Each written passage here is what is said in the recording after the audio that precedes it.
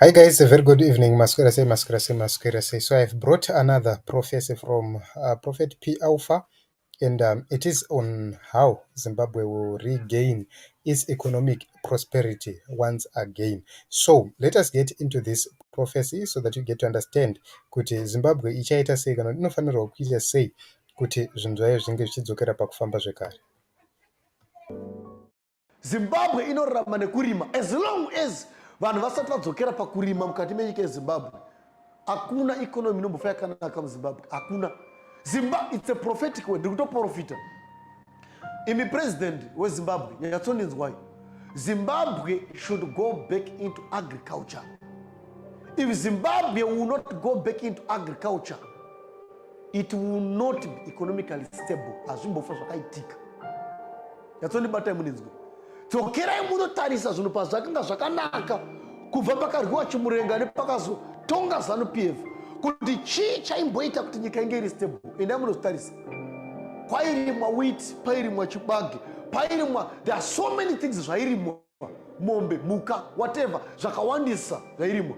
Zvese zvaiexportwa. Pazvaiexportwa mari yaipinda mukati menyika.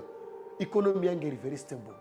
Without agriculture, economy will never be stable. Zvoreva kuti kana president vari muzimbabwe right now vachitoda kuti economy ive stable, vanofana kutenga kutoengage nevanhu vari serious into farming. Serious. Kwete vanorima nyimo nenzungu. No. Tikutaura vanhu vanorima zvinhu zvinosustain nyika, because nyimo hadzisustain nyika, nzungu hadzisustain nyika, nedzinongorwa doi. Handazvona.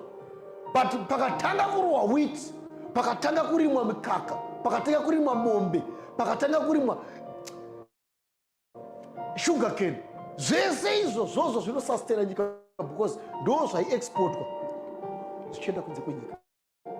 Endai munotsvaga makadza kudarika isusu tiri kutongogesa, because taiva vaduku patime idzodzo, tiri kutongogesa, but totonzwisa nemweya waMwari kuti if the nation will not go back to agriculture, it will continue facing the same problem.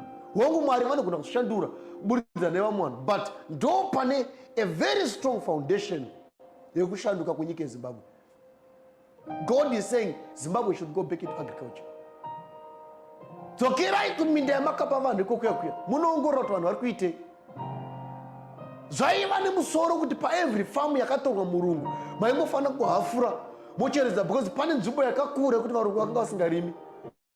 Mongoti okay, pauri kurima ndepapi, wokutadza ndepapi apa, mogudura nepakati. Pauri kurima, ramba uchirima. Pausiri kurima, takupawo neZimbabwe kuti varimewo. That was very simple. But Zimbabwe yakainoita went on to take all the big farms, and those big farms right now anongori matongo. They are not being used. How can economy be stable in the nation of Zimbabwe? You have heard Prophet P. Alpha speaking about how Zimbabwe is going to regain its economic prosperity. What needs to be done by the leaders for the nation to get back to its former glory. So this is it, Team Zimbabwe. I don't have much to say. I have shown you, I've given you the prophecy from Prophet P. Alpha, and the judgment is yours. Let us go watch what is going to happen next.